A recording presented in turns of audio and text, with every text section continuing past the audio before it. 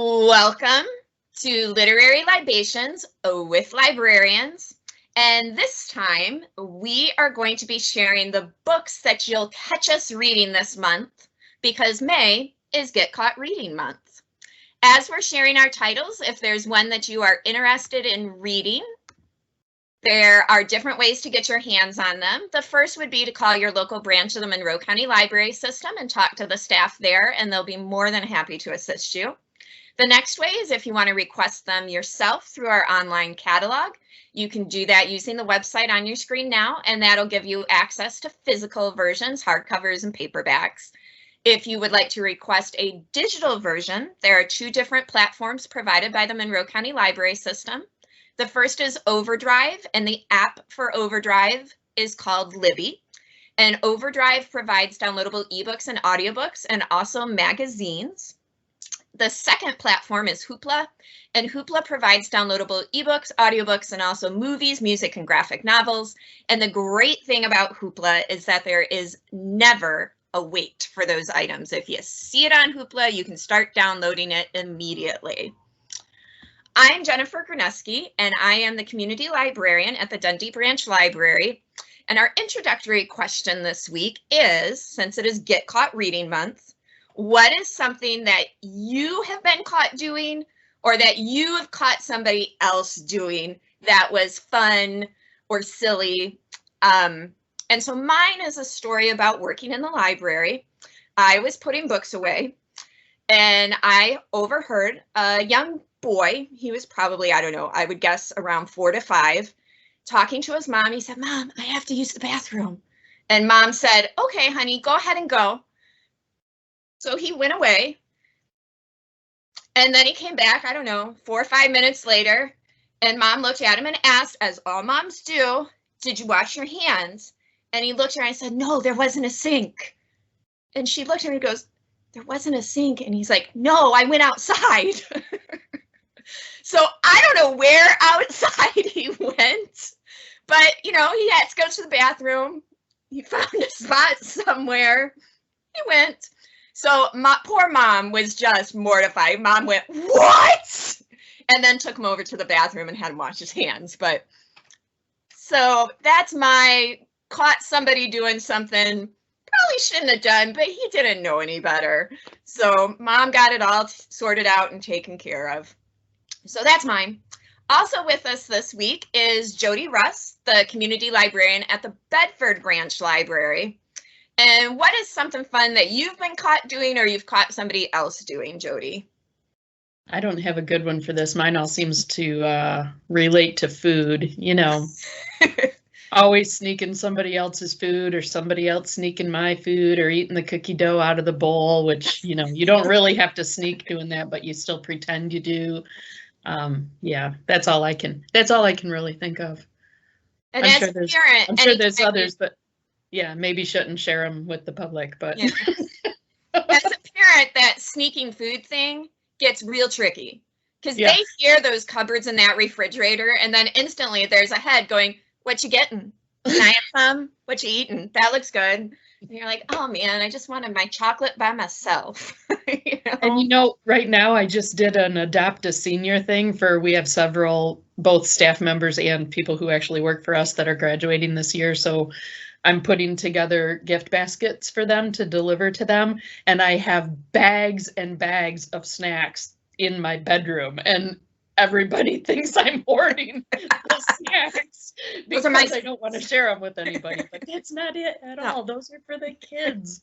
Truly, sure. I haven't opened a single bag. Sure. They're for the kids. For the kids. Thanks, Jody. Also with us this week is Jen McCarty, a reference librarian at the Ellis Branch. And what is something you've been caught doing or have caught somebody else doing? The first thing that came to mind for me is not something I was really caught doing, but like I felt like I was. I remember one time we were reading a book for book club. This has been several years ago, but it was real racy, like real racy. And I remember, I'm like sitting in bed, just reading my book, and my husband comes in and is like, "Hey, what are you doing?" And I legit threw the book and was like, "Nothing, I'm not doing anything." I acted like he caught me with something X-rated. And kind of was, but it was a book. He never would have known. I mean, I straight up just like threw it across the room. Nothing. I'm not doing anything. I'm just reading. What are you doing? Oh, that's too funny. So I'm not supposed to read these sorts of books. That's the first story that came to my mind. My feeling guilty for my own personal reading habit. Which you should never feel, by the way. Exactly. But that is a very funny story. Thank you, Jen. Also with us this week is Ashley Lyford, the community librarian at the Summerfield Petersburg branch. And what is something you've been caught doing or have caught somebody else doing? So I really struggled with this one, but our friend Jen suggested something, so I'm going to go with that. My husband is obsessed with Star Wars and Star Wars Legos, and he super glues them like President Business from the Lego movie. When that movie came out, we could not stop, teasing him about it. His thought is they're not toys, they're to be displayed. He does not want to take them apart ever. He just wants them to be displayed. And there are Legos like all over our house. Well, there used to be, now they're all in the basement. But yes, he just loves them. And in his defense, he had put together, it wasn't the Death Star. I don't remember what. Oh, it was the Millennium Falcon. He had put that together, and his brother, this was the one he did not super glue. This is why he started super gluing. His brother definitely broke it. Meanwhile, they were like in their 20s. It's not like they were children. No, this was not that long ago. So since then, he's like, well, I'm not gonna have them be broken. I'm just gonna super glue them all together. I can see that. Yeah. As a parent of a child with lots of Lego sets, we've got some of them stored. We have not super glued anything, but I could see why you would want to do that. We have piles of instruction booklets. We've got Hogwarts hanging out in his bedroom, and anytime I go in there, I inevitably end up removing part of Hogwarts, and I don't know where to put Hogwarts back together. And I'm sure if he was given the option to super glue his Hogwarts, he probably would. Well, and for example, we had gotten my niece the Cinderella castle, which is huge and took forever to build. She was, I don't know, probably 8, and she took it all apart and then instantly was like, I want my castle back. Can you put it together? And I'm like, what? No, it's still just sitting in a bag somewhere. She's 13. Because no, we can't put it back. I mean, we could, I'm sure, but now all the pieces are jumbled. They're not in the special bags anymore. Should have super glued that one together. Now we know. Thanks, Ashley. Also with us this week is Marcia Langendorfer, a reference librarian at the Bedford branch. And I feel like Marcia has lots of stories of things that she's been caught doing or has caught others doing. But what one have you chosen to share with us, Marcia? I did think that. I thought this question was probably directed to me, but my better stories are the ones when I wasn't caught. So see me after this. But I was thinking the same thing. I'm like, I get caught speeding. I'm always breaking the rules. So this question was, I had a lot to choose from, but I decided to go with a story from my childhood, which now as a grown up, like I thought it was huge when I was little and I was in big trouble. And now as a grown up, I don't. But we were on a first grade class field trip to Greenfield Village. And while we're there, my friends and I were like chasing these geese around. And there was an angry woman volunteer who grabbed us and singled us out and yelled at us for chasing these geese. Now, at the time, I really was like scared to death. And, thank you, Greenfield Village volunteer, for causing me to subsequently hate geese and Greenfield Village as a result. So as a child, I thought that was the worst thing ever. And like now as a grown up, I'm like, geese are mean. She should have been like scared for us, not the geese. And so I'm glad she took her job so seriously. But I just remembered at the time thinking I'm in big trouble and I got busted and like I'm going to get sent home. And of course, the teachers and chaperones were like, it's no big deal. But, it was a big deal. I'm sure that lady is no longer here judging by my age, but it was something I felt like I was in trouble for and got caught. But yes, I have plenty of stories to choose from. So lesson learned, don't chase the geese, Marcia. I know. Leave the geese alone. All right. Geese are evil. They are mean birds. I don't tend to chase them. I tend to run away from them. So I just have to quickly say that my son absolutely loves geese and thinks that that's his like spirit animal. If he could be any animal, he would be a goose, because how cool is it that you just sit around with your buds and eat grass and, you know. And irritate everyone. Okay, so now I'm going to show a little bit of a nerdy side. My son has a Nintendo Switch, and there is a fabulous game on there, if you have not played it, called the Untitled Goose Game. And yes, that is its name, Untitled Goose Game. And it is hysterical. You play as the goose, and your job is to run around and irritate all of these British citizens in their tiny, lovely little British town. It's such a fun game. It's pretty cheap. We got it just because it had some good reviews. So there you go. Untitled Goose Game. You got a Nintendo Switch. You should probably be playing it.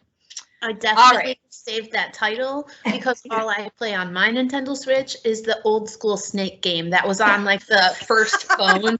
That's literally all I do.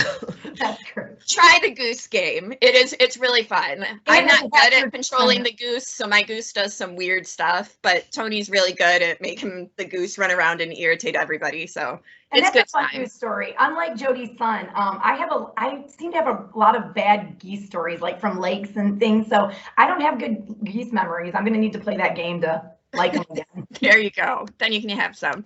All right. So let's move on to our books that we're going to share. And we're going to start with Jody sharing books that she would be caught reading this month.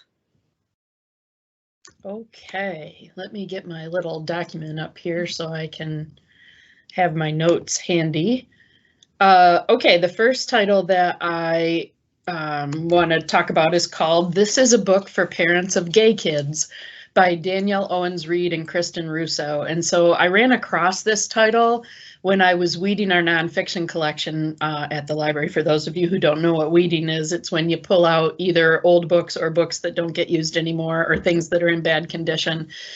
So I'm going through our collection one by one and ran across this. So it served as a reminder to me, and I wanted to share that with all of you guys, that the library's got great resources for nearly everything that you need.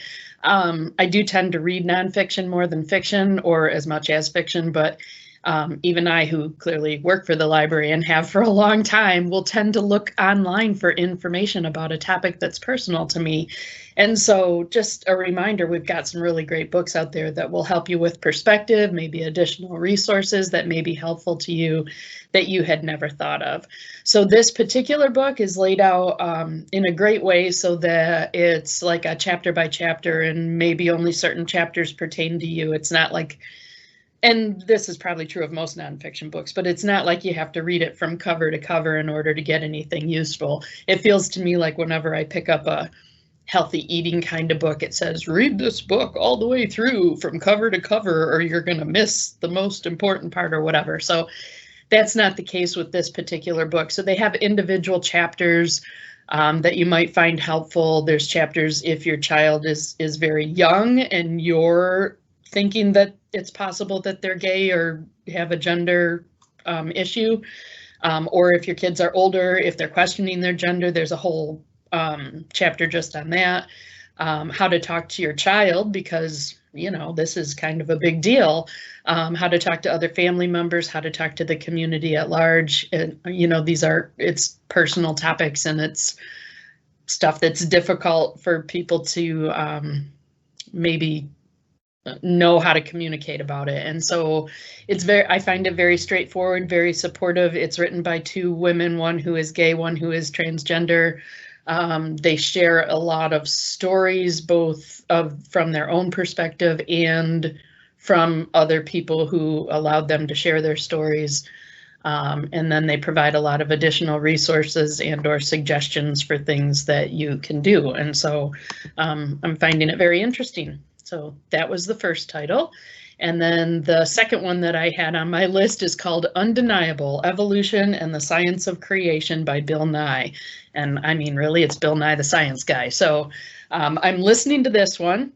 Here's something that I'll admit to that I'm getting caught with is I'm listening to it on Audible because I get free books on Audible every once in a while. And so that's where I'm listening because it's read by the author. We do have it in print, but I don't think we had it in audio. I guess I don't remember for sure. I'm I love listening to him, so it's cool. I'm finding it very enlightening, very interesting. And let me just a disclaimer, I'm reading this book. I'm not advocating one way or the other, but just so you know, he wrote this book in response to a conversation he had during a conference with a minister who is a creationist. And Nye finds it utterly unbelievable and irresponsible that anybody could believe that science isn't real, that dinosaurs didn't just once roam the earth, and that, all of the things that creationists would believe. He has a science response to that. And he does it in a very entertaining way. So I'm finding it really interesting to listen to Bill Nye the Science Guy. Nice. I remember watching Bill Nye the Science Guy. Bill Nye the Science Guy. Okay, so I'll stop. Bill. Yeah. Thank you, Jody. Yep, you're welcome. And let's have Ashley share the books that she would be caught reading this month. Okay. So I'll talk about the book Women of Troublesome Creek first because I actually finished it. That's a book that we were reading for, there you go. So this book we were reading for the Petersburg Novels at Night book club. This is something I never would have picked up on my own, but I try and throw titles in there that I never would read.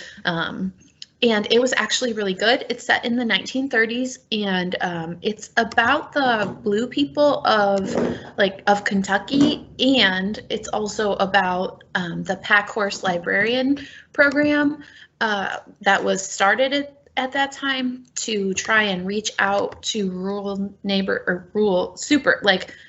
super rural areas and get people books. So the librarian in me really loved this because she really loved her patrons.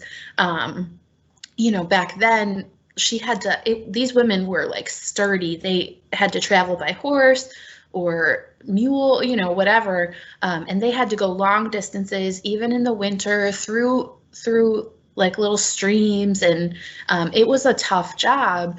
And she loved her patrons. She taught them to read. She was their connection to the world sometimes. And I just really loved that, obviously. But then the other part of it that is interesting is I had never heard of the blue people of Kentucky. I didn't know that was a real thing. So this book helped me learn a little bit. I also didn't know about the the pack horse librarian program. So I learned a lot in this book, which is always good. But it was such a good book, and literally everyone in my book club really liked it. So I think this is a really good recommendation. The other book I was going to talk about is called To Tell You the Truth. This is a new title, and I actually purchased fiction for the library system, and I see so many come through, and I'm like, these all sound so good. I need to read them all, which of course I don't have time, but so I got this one just because it looked interesting to me, and I'm only like 4 chapters in, but it's about this woman who is an author. She's actually a pretty famous author. I would maybe think like a Janet Ivanovich type author who she's on like her, early Janet Ivanovich. She's on like her 4th or 5th book. And, she's gotten some popularity and she's a little bit famous now. She's married, and the person she's married to was also going to be a writer, but that did not work out for him. So now he's just her assistant. I don't know yet what happened, but when she was a child, her little brother disappeared. Like one night she wanted to go out to the woods, and he was awake, and so she took him with her because he would either, he refused to go back to sleep, and he would either tattle on her or, just cause an issue. So she just took him with her. And where I'm at this point, all I know is he disappeared. And the book is written, as she's an adult now. And I just got to the part where her husband just bought a $2 million house for her, like with her own money. He didn't talk to her about it first. He didn't, nothing. And not only did he do this, which is terrible in my opinion, But he also bought it next to the woods that she grew up by and where her brother disappeared, which she never wanted to go back there, right? Like, I don't know what happened yet, but whatever happened to her clearly was very traumatizing, and she has a lot of guilt about it. So she's kind of dealing with that. That's where I left off. I was trying to frantically read this morning so that I could talk about it a little bit. So I'll see where it goes from there. But I don't know. It seems pretty interesting so far. I think she might be a newer author too. So yeah, seems like a good read. I don't trust that husband. No, That's me all either. suspicious. Like, we have like a $50 spending limit in our household where it's like, yeah, if it's over 50, we need to at least talk about it and be aware of it. Yeah. 2 million seems like, Just that seems a little high. And And like, then get it next to this house. place that was Like, horrible Guess for you. what? We're moving next to this place that you have traumatic memories. Yay! And I can't imagine just being told I gotta move. Like, I am not a change person. right. Like we've discussed this because, these sorts of things you discuss. Like, if we were to win the lottery, I'm like, no, I don't want to move. Like, I'll just stay in my little house. I've I'm had the good same with thing. that. I'm like, well, we'll do some massive remodels. We'll add on, Yeah. but I'm good. I might buy the property next door to us so people can't move in there. But There you that's go. about it. Yeah. So yeah, that's suspicious. It super is suspicious. And with her money. And with her money. I mean, Right, it's her money. Right. And he expected her to be like surprised and so happy, but like he knows how traumatized she was by that. She can't even drive past the area. She started having like a panic attack, and he's like, "Just calm down. I promise it's good. It'll be worth it." And I'm like, "No, I don't like you." He's telling her to calm down. He's trash. Yeah, I was gonna say that too. I was like, yeah, because telling an upset person to calm down always works great. Yes. Plot twist, her husband is her brother. No. So the summary. That's of the too much of a twist. I'm not giving anything away here because I haven't even gotten there. But in like the description of the book, her husband disappears into those same woods. As well, apparently he should. Yes. So, there we go. Thank you, Ashley. And let's have Jen share the book she'll catch her reading this month. All right. Well, my first one that I'm going to share is The 10,000 Doors of January by Alex E. Harrow. Jennifer, have you read this yet? I haven't. It's been on my list forever. When I saw you send this one in, I was like, I haven't read it yet, though. I know that you will love it, so I'm kind of excited to talk about it. This was actually my book club book from last month, so I didn't read it in May. I read it in April, but don't tell. It's amazing. I'm like gonna gush about it without telling you anything about it. It was so incredibly beautiful. So basically the story is the main character is a kind of a girl in between worlds is how she describes herself. She doesn't really know anything about her parents. Her dad is, she knows physically her dad is what would be described more or less as African American, but like not really sure of his ethnicity. She herself is kind of, they describe her as in between, like she's brownish, but she's not quite African American. She doesn't really know anything about her mother, and she was discovered as a baby. Her and her father were found abandoned, sort of hurt by this very wealthy man. This is set in early 1800s. This really wealthy man is part of an archaeological society, and he takes them in and he hires her father to be an archaeological explorer. And so her dad is constantly gone, and she's sort of a ward of this wealthy man.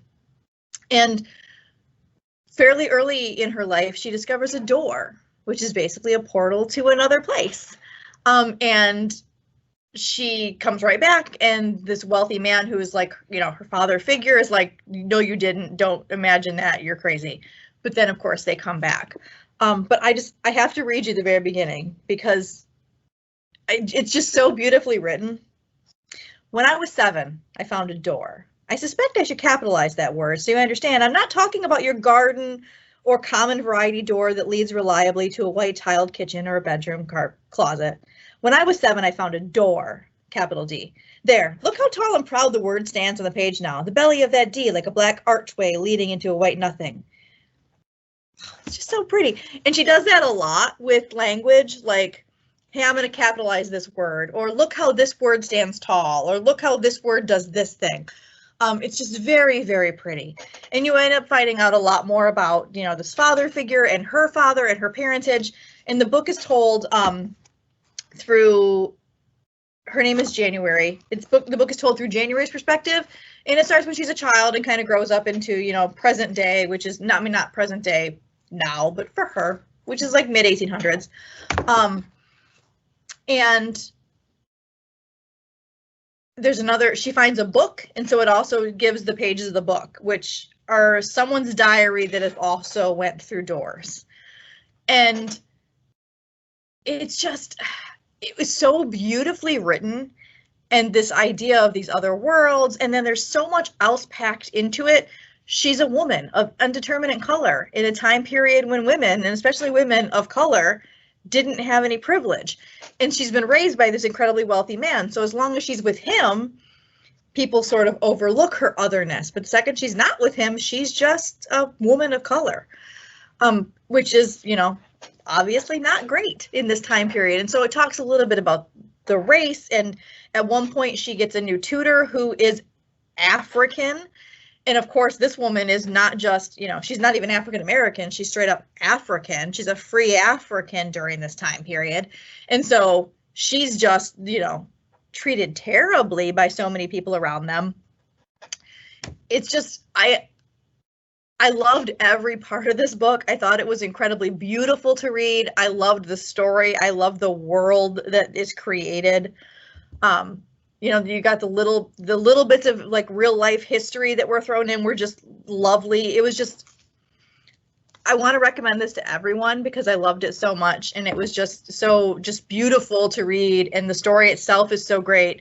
And anybody who likes world, you know, books about doors and other worlds and that sort of stuff, like, definitely, yeah. I immediately was like, Jennifer Grudnowski needs to read this book if she has not already, because it's 100% up her alley, and I think you'll really love it. So that's my first book. My second book, like Ashley would, the one that she just talked about, I'm not done with it. I'm currently reading this book. I'm about a little over halfway through. And it is Black Sun by Rebecca Rowanhorse. And I picked this up in part because I've read other books by Rebecca Rowanhorse and I really enjoyed them. She has another series that is kind of an apocalyptical fiction.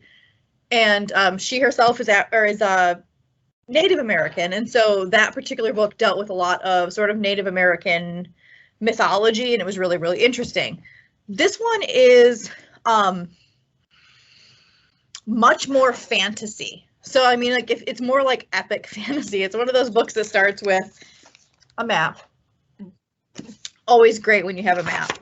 And then it also has the people of the Meridian, that's the world. So it has like a list of the different areas and the different people who live in those different areas, which always makes me nervous. Like, oh, there's this many characters. How am I going to keep them straight? Yeah.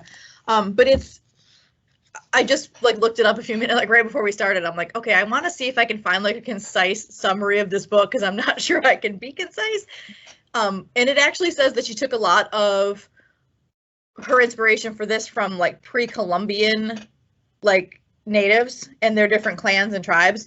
So this world is broken up into several different, you know, areas. But sort of the main part is an area called Tova. And Tova is ruled by a group of priests that all have sort of different things. And at the time period that the majority of the book takes place, it's coming into the summer solstice or the winter solstice. I think it is summer solstice. It doesn't matter. It's a solstice of some sort. And it's supposed to be celebratory, and it's normally this really great time period. But this year, the solstice coincides with an eclipse, hence Black Sun. And that makes everything real dangerous. And so there's all these different characters. You have the high priest who has risen up kind of unexpectedly from normally the people who hold these positions are, of course, like the wealthy people from the special families, and she's not one of these people. And so like her, you know, her being this high priest is already like kind of in question.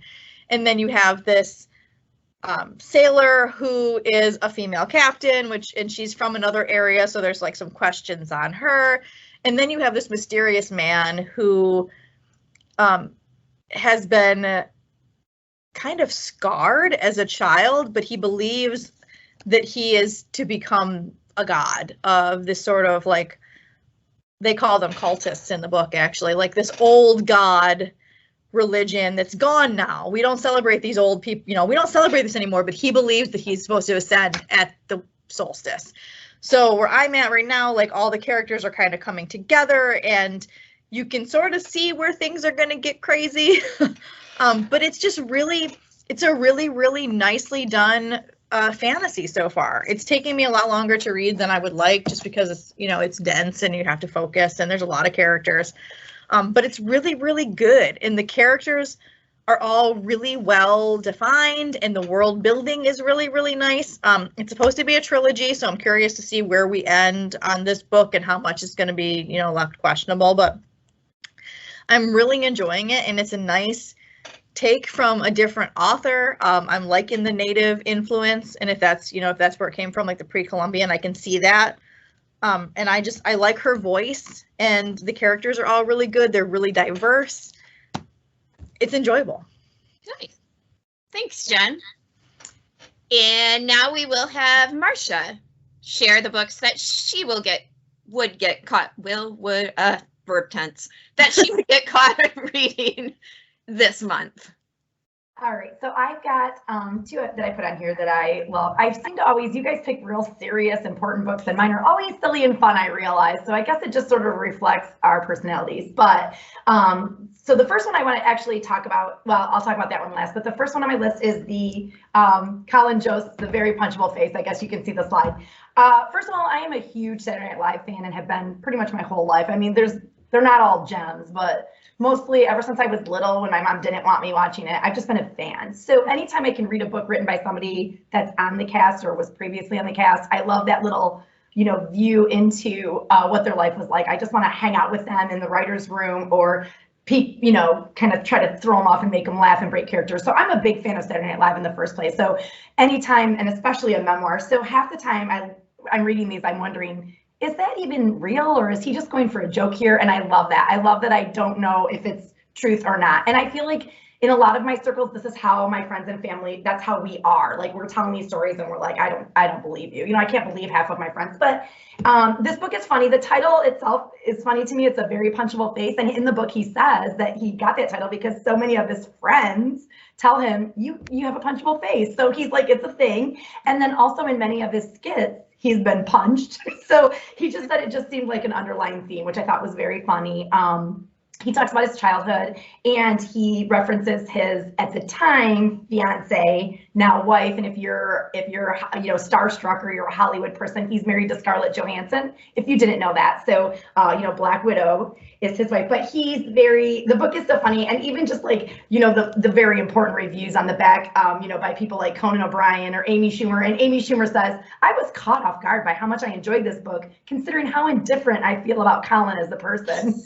So I love that they're so serious, but then they're not. And all of a sudden you're like, am I getting burned here? So it's very funny. The pictures inside are very funny. I just like it. I think I love that he brings the news, and he's always got like this real straight face and he's real serious. And he always just kind of seems to be, getting zings in when you don't realize it. So I'm a fan of all things encompassing that. There's a little bit of a memoir hidden in here too, but it's mostly laughing through the whole thing. I've enjoyed it. The second one I want to talk about is the book that's called, and I always say it this way too, How to Be a Boss. I always say it like that just because it's spelled that way. But the things and I really wanted to show this one, and I should have sent some slides, but I loaned it to one of my members of the book club. I love, this book has illustrations of sorts, which kind of like how the cover looks at the beginning of every chapter. It's her with some crazy pose, like maybe Post-it notes are all over her, or, there's just something random in the background. So first of all, the illustrations are funny. I love this book because they're short chapters and every chapter has a quick lesson, like something said, like make decisions and commit to them. And there are, if you want to own your own, you can get it and write in it, or, you can't write in the library's version, but you can get ideas from them. You don't really need to write them. It's just quick things. Like it'll say name 4 things that you love. Now go do them. Or name 4 things you want to clean out. Now, it's very just, it gives you permission. It really just kind of, it's fun. It's powerful. She's actually, a powerful boss these days. So that's inspiring as well. But the one chapter I loved, and I thought it was perfect for today's discussion, it said, stand out and break the rules. Any book that gives me permission to break the rules, I am all in. I mean, I was born to break the rules. And so, yeah, my boss is looking horrified. She knows, she already knows. But yeah, so it's I love that it was just saying like, just the old saying goes that nothing good came from people following nothing good comes from following the rules. I mean, some good things come from that, but really isn't anything great that's happened been from rule breakers? That's how I feel. So these are both, I think they're both great reads. They're very funny and they're, kind of inspiring. And my last one is not on my list. I am doing a shout out. This is one you can catch me reading all month long. This one I didn't include on my list because it's not in our catalog yet, but watch for it, it will be soon. This is an author who is amazing. She's a local author and she's been guest zooming into all my classes with all the kids and she's been amazing. And she's coming to the library to do a Zoom, book signing and book thing. But she's been great. She's actually represents Monroe County as Mrs. Michigan as of last weekend. So if you don't know Katie Maskey, you should get to know her. She's wonderful. She's beautiful inside and out. And she's been reading these books. She has more books to come. She's been reading these into my classrooms. Here's a little bio about her and her illustrator, and especially the guest of honor, Ferdinand. He's a real cat. Ferdinand with the extra toes. He's a real cat. So every time we get done reading into a classroom, Ferdinand makes an appearance, he shows his paws, and the kids ask him all kinds of questions. It's been great. So you should definitely, she's coming on May 24th. You can check our Facebook and our homepage.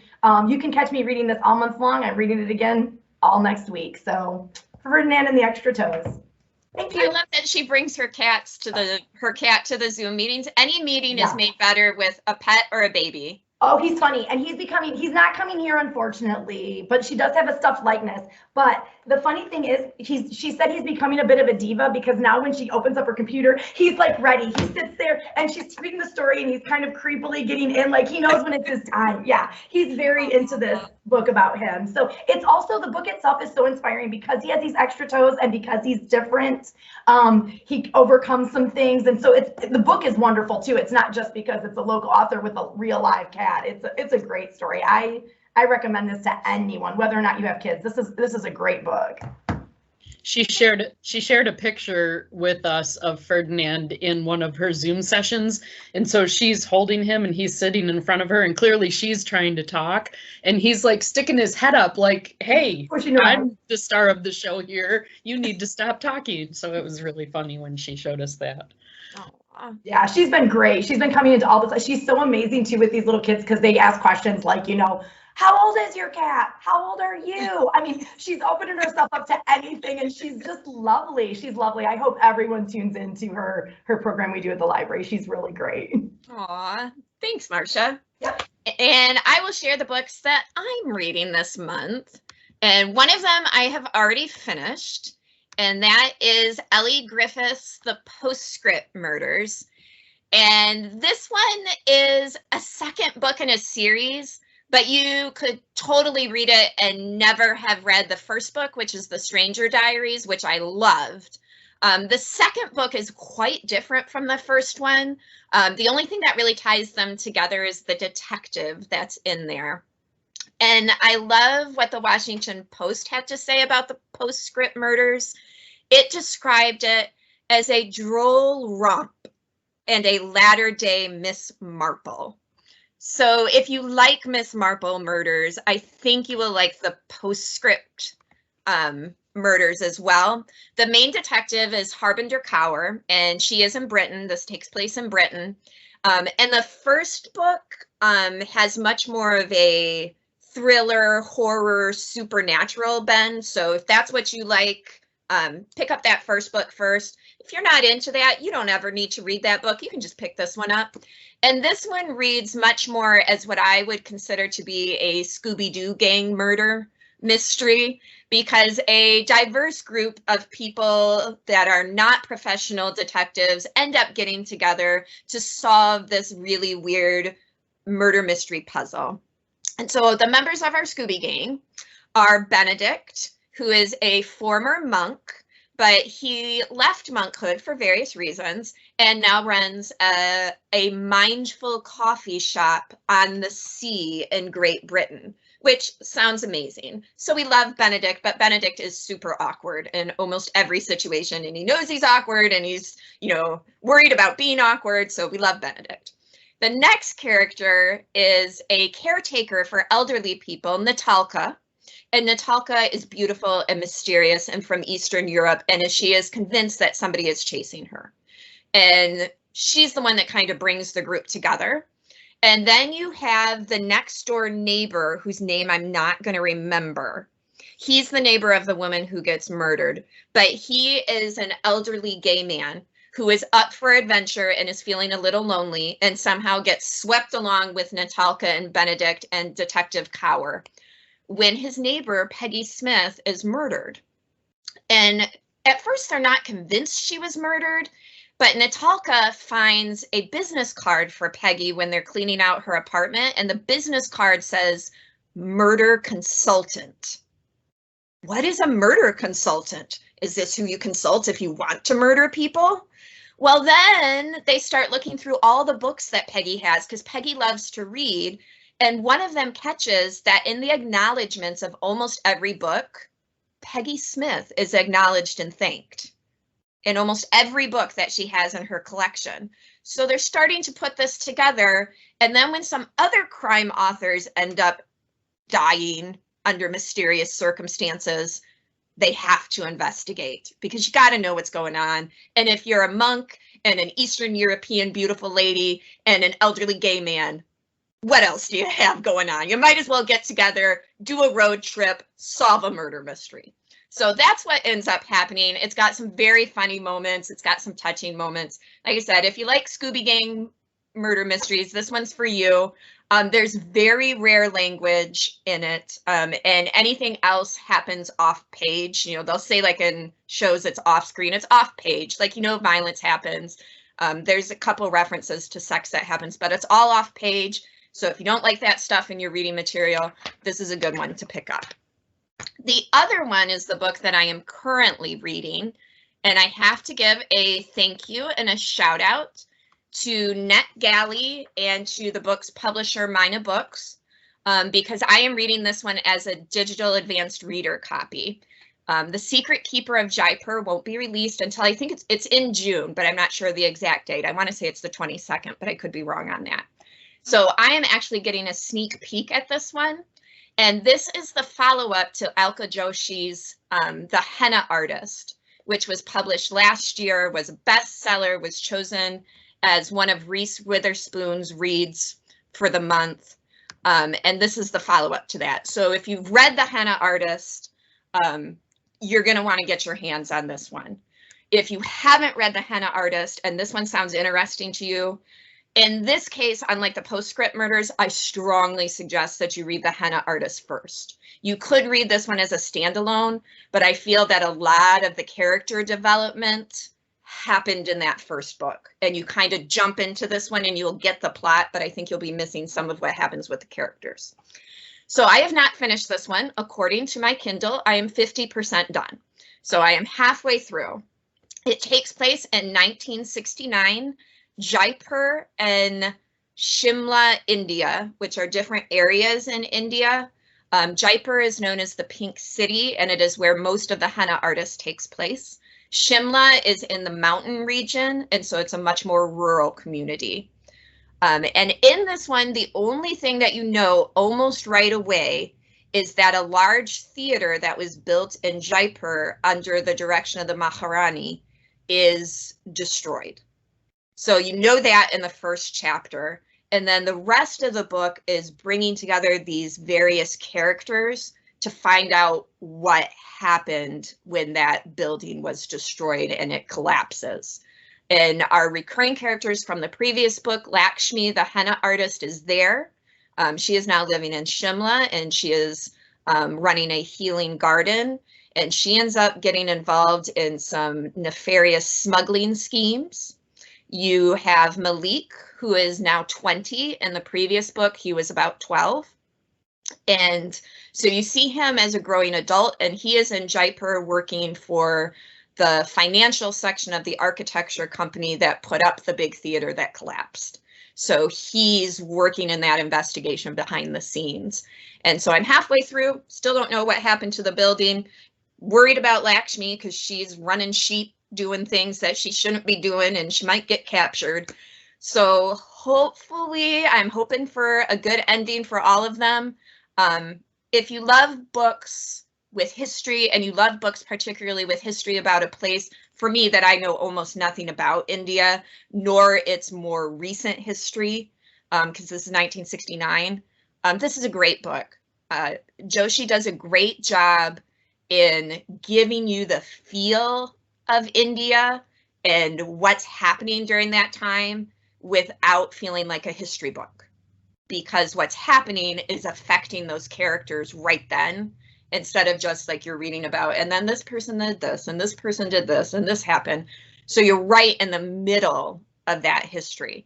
So that's something that interests you. Get your hands on this. It is in the library catalog right now. So if you're interested in it, and you've read the first one, you can get on that waiting list immediately. So that's what I'm reading this month. And that brings us to the end. Thank you to all of you for sharing. The next time that we get together to share what we're reading, we are going to be considering Memorial Day and talking about books that take place during a time of war. So that's what we'll be talking about next time. Thank you. Bye.